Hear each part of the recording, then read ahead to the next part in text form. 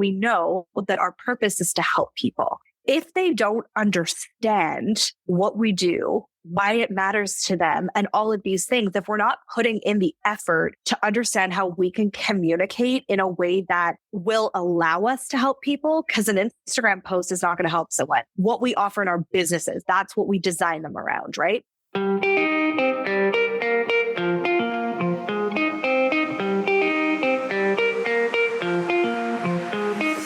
Hey friend, and welcome to the Feel Good Social Podcast. I'm your host, Kinsey, and I'm here to help you market your business in a genuine way that works without wasting your precious time. So sit back, relax, and enjoy some genuine conversation for the good of your biz. Hey, my Feel Good friend, and welcome to the Feel Good Social Podcast. I'm your host, Kinsey, and today's guest is wonderful as per usual. Her name is Jodie, and we are talking about how you can create a personal brand that still resonates with your ideal audience and remains strategic for your business. This conversation was super motivational, inspirational, and also actionable, of course, because Jodie dished up definitely some actionable tips that we can all implement today. So I know you're going to love it. If you do, make sure that you share this episode with another business buddy who could also use to listen to it, and or share it to your Instagram stories. Make sure that you tag us. I'm at Feel Good Social. When you tag us, I can see it, reshare it, and just spread the love right back to you. All right, without further ado, let's go ahead and dive right in. Hi, Jodie. Thank you so much for coming on Feel Good Social Podcast, lady. I'm so excited to bring you on the show. Thank you for having me, Kinsey. I'm so excited to be here. Yes, and I did already introduce you just a little bit in the intro, but I'd love to hear from you. Who are you? What do you do? Who do you serve?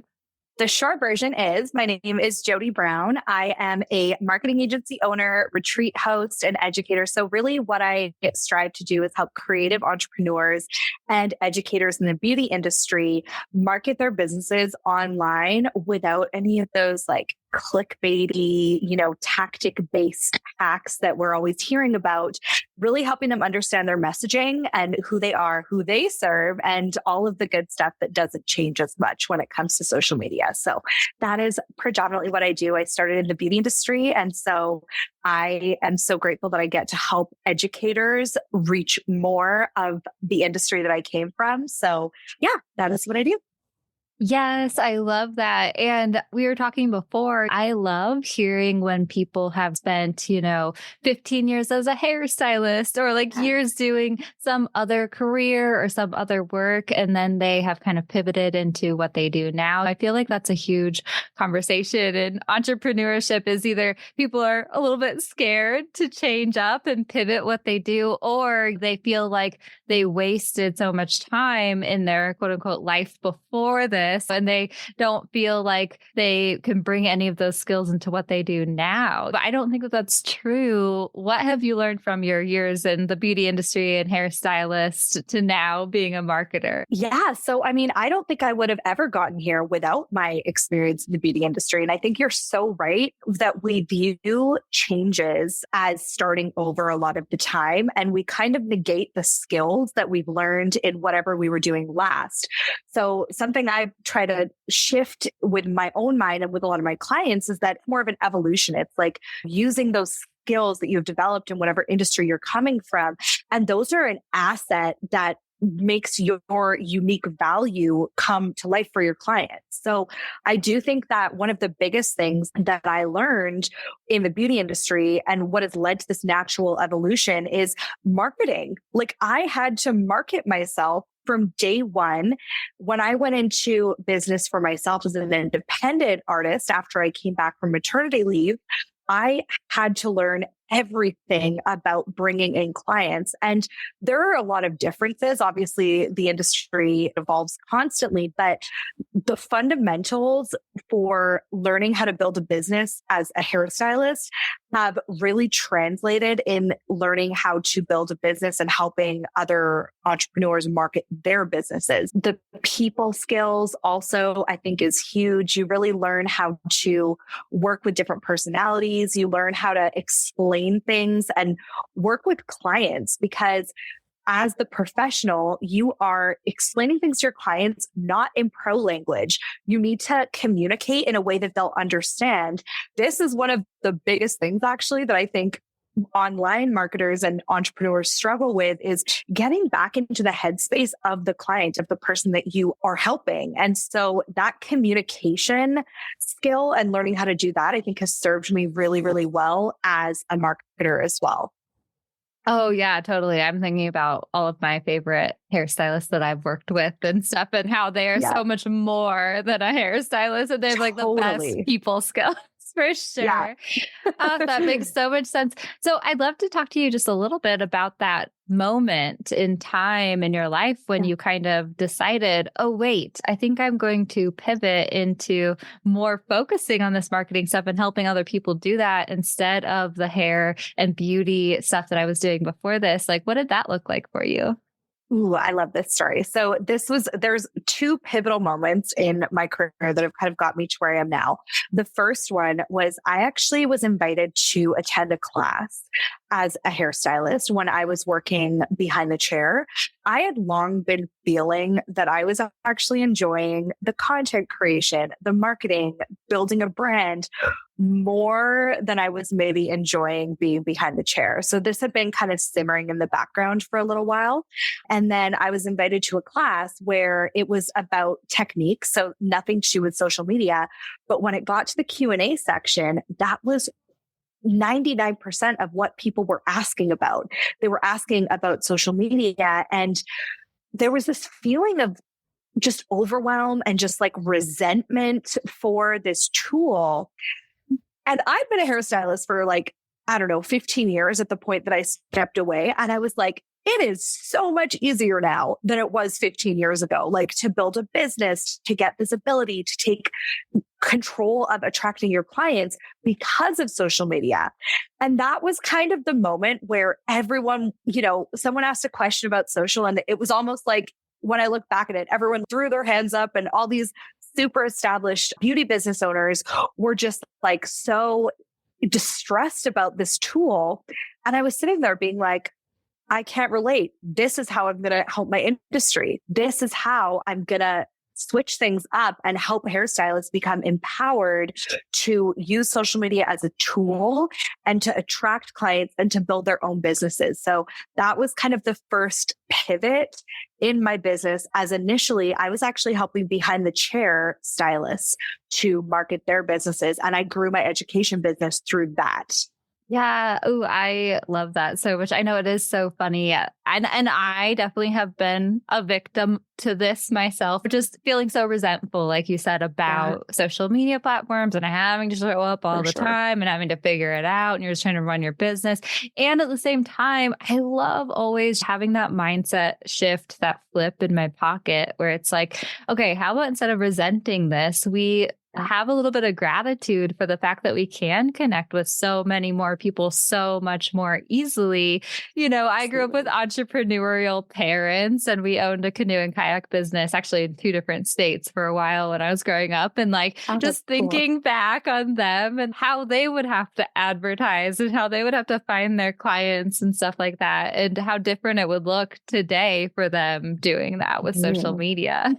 Oh, it's so true. I totally relate to this too. Like, I'm not immune from being like, oh, like this is, especially because things change, right? But the fundamentals, like what I have to remind myself is the fundamentals don't change. If you focus on that, like, yes, there might be dips in reach and all of that kind of stuff. But then I think back to what a dip actually looks like for a lot of us now. And I'll be like, oh, that post only reached 1,000 people or whatever when there's an engagement dip. And then I think back to how much it would actually cost before social media to reach 1,000 people. Like it's wild how much things have changed. So I definitely relate to it. I feel like everyone's been there. Like, I don't think there's a single entrepreneur who's never had a bad day with social, but there is so much of that opportunity there. And I try to focus on that as much as possible.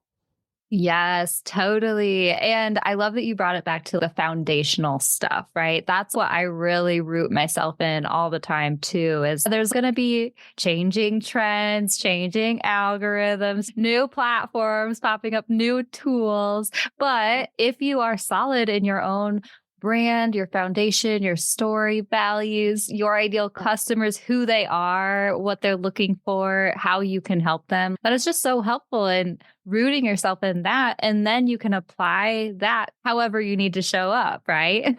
Yeah, 100%. Like, I feel like we saw that real time when Reels came out, for example. So like when Reels came out, I know in my community at the time, there was a lot of just like, oh my goodness, another thing we have to do. And like, it felt very heavy for a lot of people. And then what I kind of experimented with is just literally repurposing the exact same content I've been posting as static or carousels into Reels. And the stuff that did well still did well as Reels. So I think it's like, it's so easy to focus on what's changing. And sometimes it's like refocus on what's staying the same, Yes. Ooh, I love that. So before we started recording, we were chatting just a little bit about personal branding. And you were sharing how personal branding is really important these days, especially with the way that content creation is trending and online businesses. You were sharing that not everyone understands exactly how to create a personal brand in the most strategic way. Can you share a little bit about that?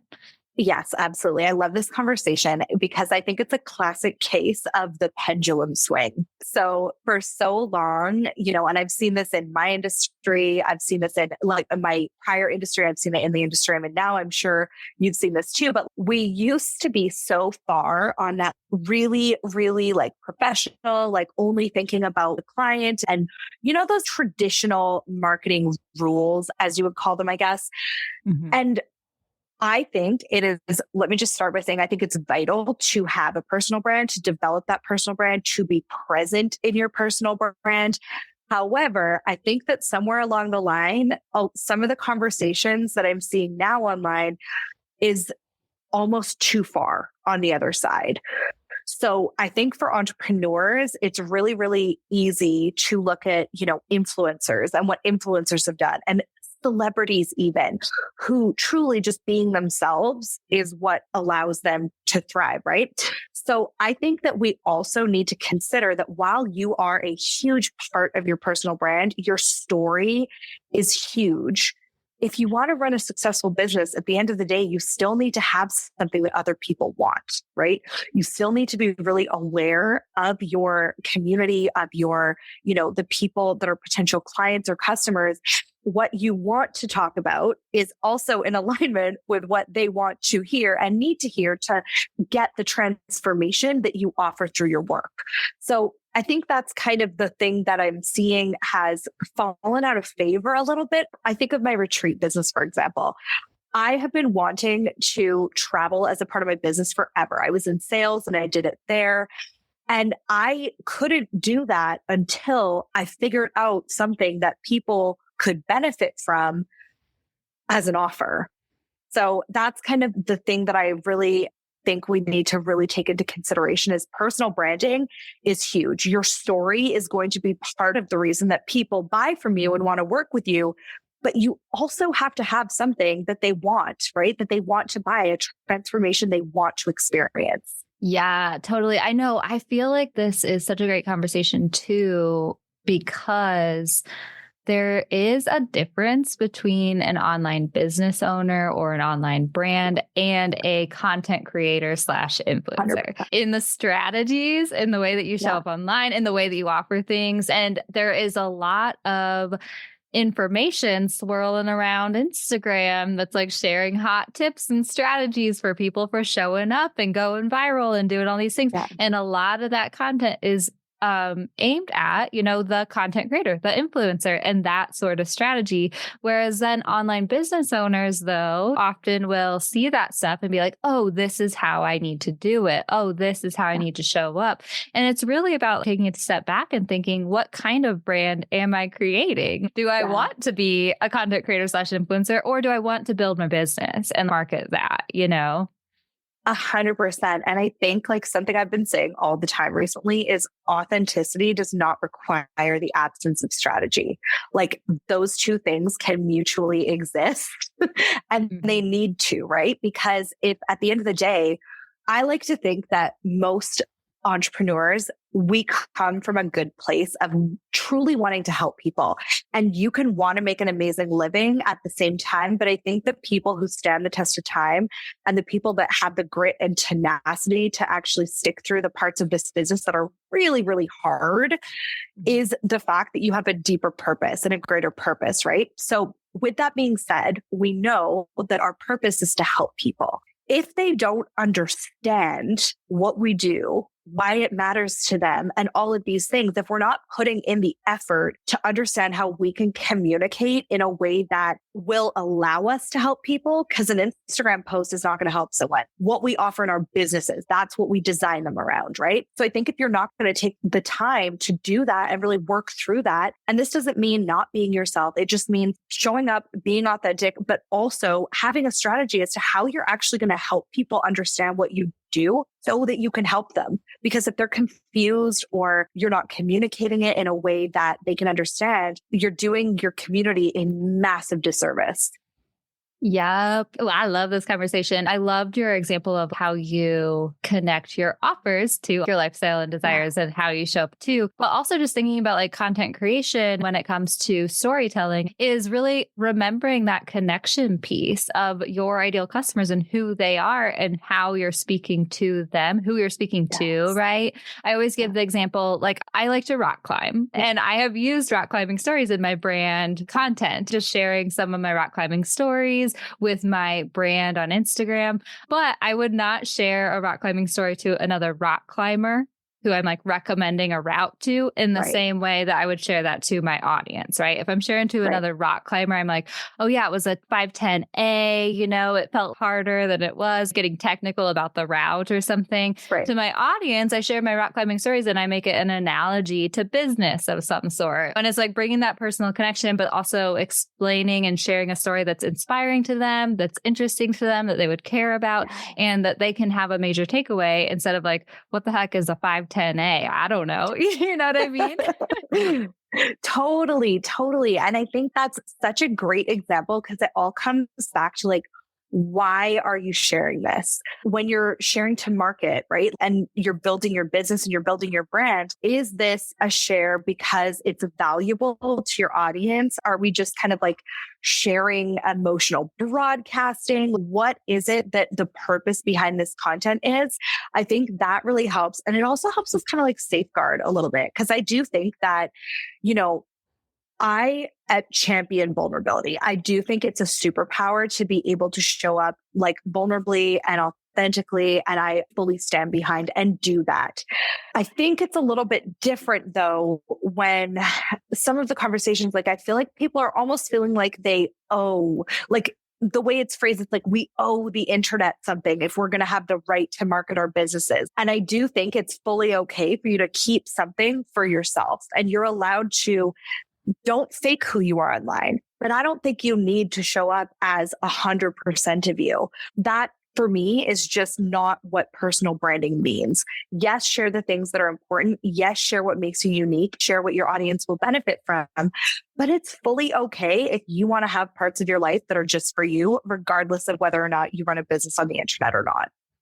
Yes, girl. Yes, I feel that as well. And it's so funny. There's been that trend going around lately and I love it. I really do. And I feel related to and inspired by those posts that are like, what is it? Social media is fake or Instagram's fake. Yes. Here are the things I'm struggling with or whatever behind the scenes. And I've enjoyed them for sure. And myself, I would consider doing that trend. I haven't really yet. And at the same time, it's exactly what you said. You don't owe it to people, right? Mhm. And I think it's really inspiring to say, like, I'm struggling with something and I'm not ready to share about it yet. Because you don't have to 100%. air your dirty laundry. I mean, I know Brene Brown, the queen of vulnerability, she even says in her book, people earn the right for your vulnerability. You know what I mean? And like the entire Yes. freaking internet does not have that, right? Like that's not a safe space. You need to feel safe in like your vulnerability moments, right?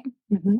Yeah, absolutely. And I think and again, like I'm pro vulnerability. So I don't want it to sound like I'm not, but I just think that there's almost like, it's like anything, right? There's a line and that line is going to be different for everyone. And so I've had these conversations with clients where they're like, I don't want to. It's like my life and I'll share my life to an extent. And I'm like, you don't have to. Don't make people feel like you have to do anything really. But I do think there's another flip side to this coin where I was actually listening to a podcast episode. And after I listened to this, it was funny because I listened to this podcast episode right after I'd finished recording a podcast episode about a very similar topic. It was basically about how most people lean naturally to either super, super vulnerable or not vulnerable at all, and just like all authority, all power. And basically what this man was saying, which I completely agree with, is that there needs to be a balance. And I think the reason for that is because if you're sharing to make people, and I think this is where most of us come from, and this is definitely where I come from. When I'm sharing something vulnerable, it's to like really spotlight that you can really have a lot of really great things in your life while some not so good things are happening. Like there's duality, right? So for me and for a lot of us, I think it's about making sure people know that they're not alone. On the flip side, I do think there needs to be, like, if you are a leader, which is an entrepreneur, you're a leader, right? Like that's comes with the territory, I feel like, especially if you have a public platform, then I think we also need to make sure to share in equal amounts, like how we can actually help people. Because validating someone without being able to show them that you can lead them out of whatever that is, I just don't know that's super helpful, to be honest.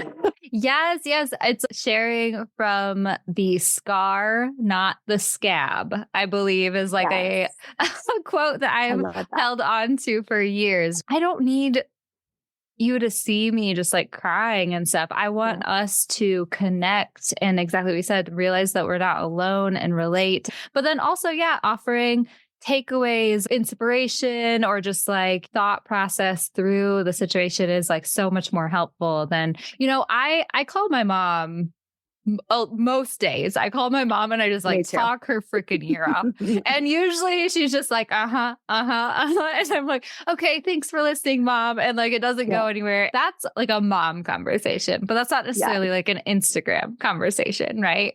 Exactly.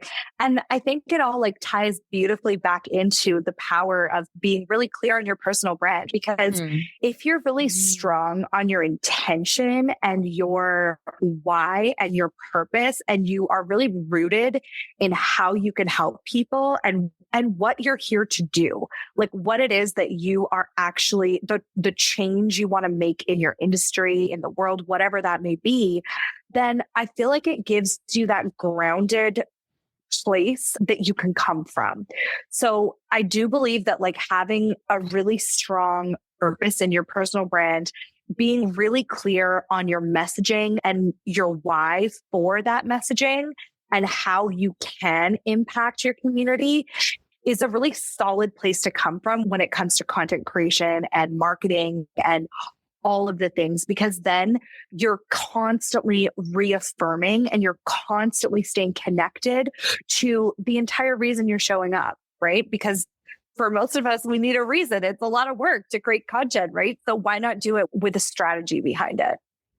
Yes, I wondered when you're going to bring the S word back into it. Yeah. In my head, I'm like, yes, this is coming full circle. This is coming full circle right now. And it's so true. And I love what you just did there. I love that you made strategy and intention synonymous. This is another situation that a lot of entrepreneurs struggle with often, is feeling a little icky when it comes to selling and also like strategy, again, marketing. It's like the S words, the M word, like they can all feel a little bit icky and scary for people when they're just starting to show up online. But if you think about your strategy as your intention, like that feels just such like a good little word flip that might be helpful for people. Yeah, absolutely. And I think again, it all comes back to like, you're here for a reason. You started your business. All businesses, regardless of what they do, in some capacity, solve a problem. I think we can all agree on that. Regardless of what it is, my job behind the chair, I would do hair and I would provide a transformation, maybe is better than solve a problem. But all businesses do one of those two things. My clients behind the chair, I could post the most valuable content on Instagram all day long. But at the end of the day, until they book an appointment and they come in, they're not going to get that transformation. This is the case with most businesses and most entrepreneurs online or in person, no matter what your business is. I think sometimes we think of selling and showing up in a way with a strategy to drive conversions, to book clients as this thing that we're doing to people. But you didn't start your business to do something to people. You started your business to do something for people. And if you can't find a way to get them off of social media and into what it is that you do, then you're never going to have that opportunity to make the impact that you set out to make. So it's like, we do feel icky about selling, but why? Like, we can't give away, even if we did give away every single thing we've ever created online for free, it would not have the same impact. And that was the biggest mindset shift for me that actually made me start to feel comfortable with promoting my services and my products and all of the things. Yes. Oh man. I feel like we could talk forever, girl. And I love everything that you've shared so far. And luckily, I will be able to be a guest on your podcast too. So the conversation can continue. It'll be wonderful. So excited. Thank you so much for sharing everything that you have in this time that we've had with you. Can you please tell everyone how they can connect with you and find out more about you? Because I know they'll want to do that. Yes, absolutely. So you can find me on Instagram. That's definitely the best place. It's Jodie Brown. I actually do have a private podcast series coming that is going to go deeper into that, like auditing your content and the way that you're showing up. I'm really excited about it because I do think that there's so much nuance in the online space. I love podcasting because we can dive so much deeper into these things. Thank you for hosting me for this conversation. It's been so much fun. How great was this conversation with Jodie? You guys, I truly loved chatting with her and she just had such insight to share. Plus, I loved her view on personal branding and authenticity. So if you did love this episode, make sure that you share it with a business buddy who could also use to listen to it. And hey, while you're at it, why not leave us 5 stars or a friendly review on whatever podcast platform you are listening to us on, because that really does help us to spread our Feel Good Social message with the world and continue growing our Feel Good Social community. All right. I hope you have a wonderful rest of your week and I will catch you next time I catch you. Thanks so much for listening, my friend. For show notes and a whole lot of other awesome freebies, visit feelgoodsocial.com. Simply go to feelgoodsocial.com for all the goods.